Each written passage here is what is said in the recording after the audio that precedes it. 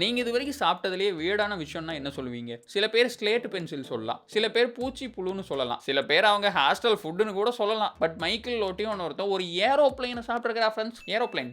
பேசிக்கா அவரு பிரான்ஸ்ல இருக்கிற கிரெனோபிள்ல 1950s அப்போ பொறக்குறாரு. இவருக்கு 9 வயசு இருந்தப்போ இவருக்கு பிக்கா அப்படின்னு சொல்லிட்டு ஒரு மெடிக்கல் கண்டிஷன் இருக்குன்னு தெரிய வந்திருக்கு. இந்த மெடிக்கல் கண்டிஷன் இருக்கிறவங்களுக்கு பார்க்கறதெல்லாம் சாப்பிடணும்னு தோணும். கிளாஸ், மெட்டல்ஸ், ரப்பர்னு பார்க்கறது எல்லாத்தையும் சாப்பிடணும்னு தோணும். பட் மேக்ஸிமம் இந்த பிக்கா இருக்கவங்களால அதை சாப்பிட முடியாது. மீறி சாப்பிட்டாங்க அப்படின்னா கிளாஸ் வயித்தை கிழிச்சு செத்து போயிடுவாங்க. பட் நம்மால ஒரு மெடிக்கல் மார்வல். அவரோட ஸ்டொமக்கோட லைனிங் வந்துட்டு நார்மல் பீப்பிள் விட 2 மடங்கு திக்கா இருந்திருக்கு. அண்ட் அவரோட இன்டெஸ்டைன்ஸும் பயங்கர ஸ்ட்ராங்கா இருந்திருக்கு. ஷார்ப்பான கிளாஸ் எல்லாம் சாப்பிடும்போது கூட அவருக்கு எதுவுமே ஆகலையாமா. சோ அவரோட 9வது வயசுலயே அவர் பார்க்கறதெல்லாம் சாப்பிட ஸ்டார்ட் பண்றாரு. 18 பைசைக்கிள் சாப்பிட்டிருக்காரு, 7 டெலிவிஷன் சாப்பிட்டிருக்காரு, ஒரு காஃபின் சாப்பிட்டிருக்காரு, 15 ஷாப்பிங் கார்ட்ஸ் சாப்பிட்டிருக்காரு, 2 பெட் சாப்பிட்டிருக்காரு, அண்ட் கடைசியா ஒரு ஏர்பிளேனை சாப்பிடலாம் அப்படின்னு சொல்லிட்டு முடிவு பண்றாரு. இதுக்காக அவர் சூஸ் பண்ணது செஸ்னா 150 அப்படிங்கிற ஒரு ஏர்பிளேன். மத்த ஏர்கிராப்ட்ஸை கம்பேர் பண்ணும்போது இது கொஞ்சம் குட்டியான ஏர்கிராப்ட் தான். கிட்டத்தட்ட ஒரு 1100 கிலோ இருக்குமாமா. 1978ல அவர் அந்த ஏர்கிராப்டை சாப்பிட ஸ்டார்ட் பண்றாரு. 2 வருஷம் கழிச்சு